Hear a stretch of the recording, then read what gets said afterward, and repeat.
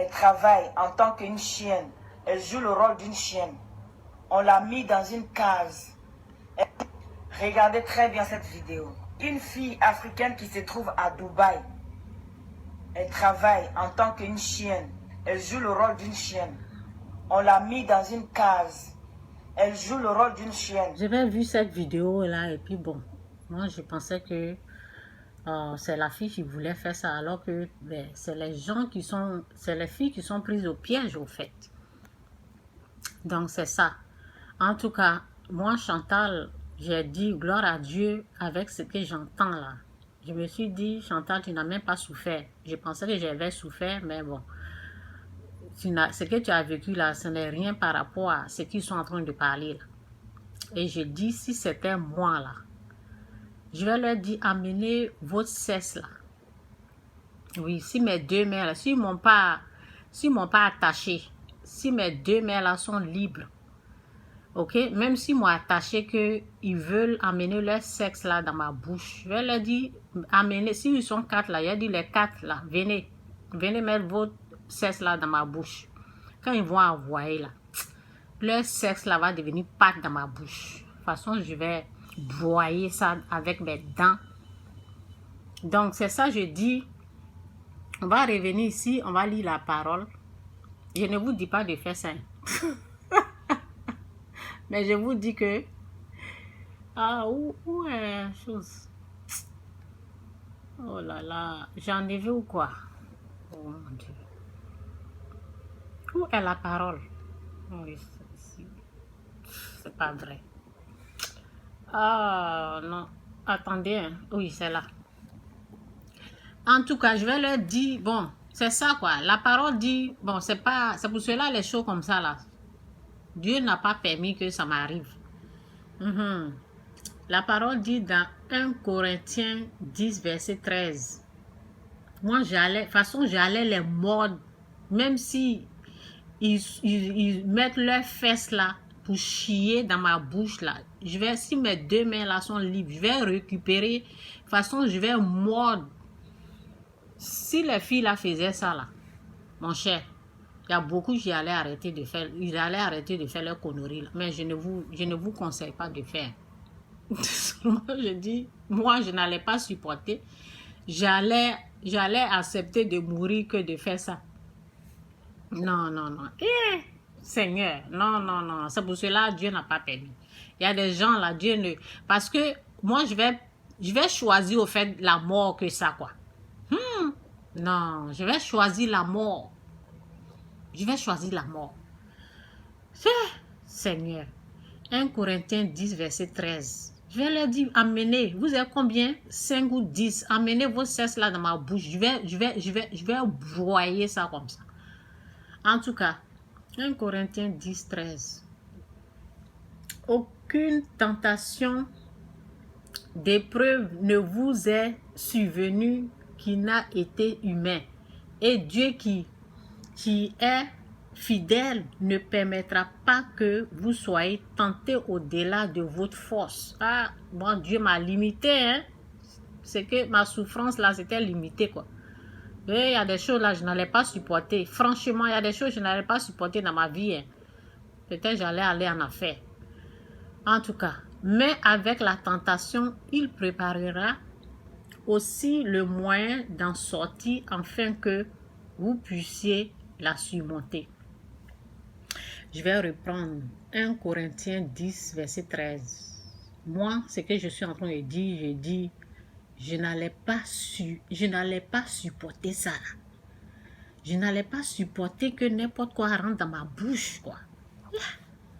En tout cas, aucune tentation d'épreuve ne vous est survenue qui n'a été humain, et Dieu qui est fidèle ne permettra pas que vous soyez tentés au-delà de votre force. Mais avec la tentation, il préparera aussi le moyen d'en sortir, afin que vous puissiez la supporter.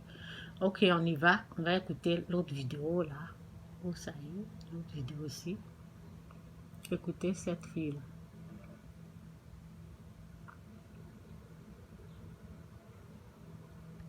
radieux et qui finalement deviennent des esclaves, hein, parfois des esclaves sexuels et vivent dans des conditions terribles. Alors ce matin, elle est avec nous sur le plateau. Âme sensible, bien vouloir vous abstenir, nous fera un témoignage. Je la rejoins tout de suite. Bonjour Marthe et merci à vous d'avoir accepté l'invitation. Je vous fais la bise. Comment allez-vous? Voilà. Alors vous revenez de Dubaï. Vous êtes parti du Cameroun pour Dubaï et on vous promettait le ciel et la terre à Dubaï, mais finalement, au bout de quelques jours, tout cela s'est transformé en cauchemar. Est-ce que vous pouvez nous raconter votre histoire, Marthe? Oui, ça a commencé par quelqu'un qui m'a donné le contact d'un monsieur qui est à Dubaï, un arabe. Et c'est de là où tout a commencé. J'ai fait mes papiers et j'ai payé tout ce que il fallait pour voyager. Étant arrivé de là, le monsieur est venu me prendre et voilà où mon enfer commence. Le premier jour, il me fait comprendre d'appeler toute ma famille et convaincre ma famille que je suis bien arrivée. Je l'ai fait. Mais le lendemain, c'était une autre chose. Alors, vous êtes allé à Dubaï faire quoi concrètement? Est-ce que vous avez une formation ici au Cameroun? Qu'est-ce qui vous a motivé, vous, à partir à Dubaï? Oui, c'est que je n'avais pas de travail. Et j'ai un niveau bac anglophone et j'ai fait l'hôtellerie. Et après ça, tellement je cherchais de travail, rien. Quand j'ai eu cette occasion, je me suis lancée et je partais là travailler comme secrétaire personnel au monsieur de l'arabe. Bon, arrivé là, étant là-bas, j'ai commencé à travailler pour lui, mais je me suis rendu compte que quand j'ouvrais ses mails, il était en train de dire aux filles de venir travailler pour lui. Mais ce n'était pas ce qu'on faisait. Ce qu'on faisait, c'était qu'il vendait des filles dans des maisons, comme prostituées, comme des esclaves. Surtout moi, j'avais que 2 heures de repos. Toute la journée, je dois travailler, je dois faire tout ce qu'il me demande et abuser de moi sexuellement. Et tout ça, il n'y a pas de repos. Et il y a aussi on te bat, on te fouette avec la ceinture. Et il y a d'autres filles que je ne voyais pas où ils partaient. Parce que quand je joue ce rôle, de les convaincre d'arriver, j'étais obligée de les faire. Et dès que cette fille arrive, on m'enferme dans une chambre. Et après, je ne sais pas où on amène toutes ces filles-là. Et c'est comme ça que la vie n'était pas facile. Tout ce que je voulais, c'était juste de rentrer dans mon pays. Mais comme on était tous en sécurité, on ne parlait pas. Tout ce qu'on te demandait de faire, ce n'est que ce que tu devais faire. Et si tu ne le fais pas, on te tape, on peut même te couper la main, on te bat. C'était donc tout ce que je vivais en ce moment. Mais je n'avais pas moyen de sortir de Alors, là. est-ce qu'il a récupéré votre passeport quand vous êtes arrivé à Dubaï? Quand vous êtes arrivé, il vous a bien accueilli, on a récupéré le passeport? Oui, dès l'aéroport, il a pris mon passeport. C'est la première chose quand il prend, quand il vous salue. Et c'est de là qu'il m'amène à la maison. Et quand il m'a amené à la maison, le premier jour, ils m'ont présenté une chambre pour que je dorme. Mais le lendemain, ce n'était plus ça. Je dormais plutôt à côté de son lit parce que lui-même, il était malade. Il avait une toux à laquelle il toussait. Il fallait un plastique à laquelle, à chaque fois, je dois changer ce plastique. Je dois lui faire son thé et je me couche à côté de son lit. La nuit, s'il a toussé, je prends ce plastique, j'arrête et il crache et je porte, je le verse. Et je suis obligée de faire tout ce qu'il me dit sexuellement. Il vous a demandé de faire des fellations, vous faisiez des fellations? Oui, je le faisais. Malgré son état de santé. Un malade comme je ça. dois tout faire ce qu'il me dit. Même si c'est à manger les caca, je dois le faire. Est-ce que c'est la situation de beaucoup d'Africaines dans ces pays arabes? Est-ce que vous avez rencontré d'autres Africaines et Camerounaises à Dubaï? Oui, quand je fuis de là, je me suis retrouvée en prison, j'ai trouvé d'autres filles. Des filles qui avaient des blessures, des filles enceintes. Ils ne reconnaissent même pas le père parce que le cousin, l'oncle, le père, tous abusent d'elle. Et c'est comme ça que tout ce que chacun voulait, c'était de rentrer dans le pays. Et toutes ces filles étaient tous blessées.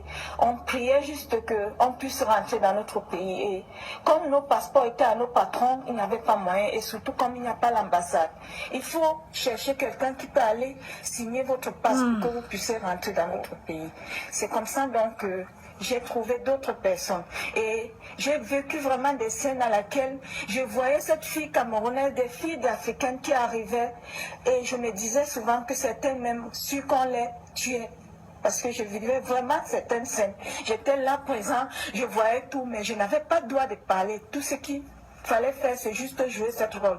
Ou non, moi aussi, je dois mourir. Donc dans cette société arabe-là, il n'y avait aucune considération pour vous, les Africaines, vous étiez totalement maltraitées, exploitées sexuellement. On parle même d'autres filles aussi. Ce sont des malades. Qui sont obligées de se livrer à la Des prostitution. malades, des maudits comme ça. Là. Là, c'est gens même qui normal. sont sous la malédiction. C'est celle à laquelle on vous oblige à faire des sexes dans des choses que vous ne connaissez même pas. Sexuellement, vous Ce qui a été votre cas. Oui. Vous avez passé le temps à faire une fellation à votre maître qui lui était pas en Ça santé. allait mordre son truc là. Et vous travaillez, vous avez que 2 ou 3 Tu l'as heures mis de dans ta repos, bouche. on vient vous réveiller et vous ne vous couchez pas On bien. m'a pas mis dans ma Sur un bouche, lit, j'allais c'est juste mordre au ça. sol.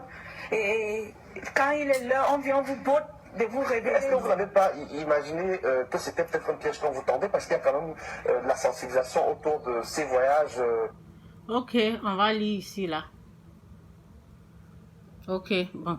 Elle a été comment trompée, mais il y a d'autres qui le font à cause de l'amour de l'argent, dont je vais lire la parole, car l'amour de l'argent est une racine de tous les maux, et quelques-uns, en étant possédés, se sont égarés loin de la loi et se sont jetés eux-mêmes dans bien de tourments. Donc je m'arrête là. 1 Timothée 6, verset 10. Bon, je ne vous conseille pas de faire ce que j'ai dit. Hein. Je vous dis seulement si moi, moi, je n'allais pas supporter ça là. Non, moi, je n'allais pas supporter ça là. Franchement, j'allais choisir la mort au fait. C'est pour cela que j'ai lu la parole qui est ici. J'ai dit non, Dieu n'a pas permis que cela m'arrive parce que je n'allais pas supporter quoi. Je n'allais pas supporter, non, j'allais broyer le truc. Non, je n'allais pas supporter. Donc, Dieu, il est bon. Ok, aucune tentation d'épreuve ne vous est survenue qui n'a été humain, et Dieu qui est fidèle ne permettra pas que vous soyez tentés au-delà de votre force. Moi, je n'allais pas supporter.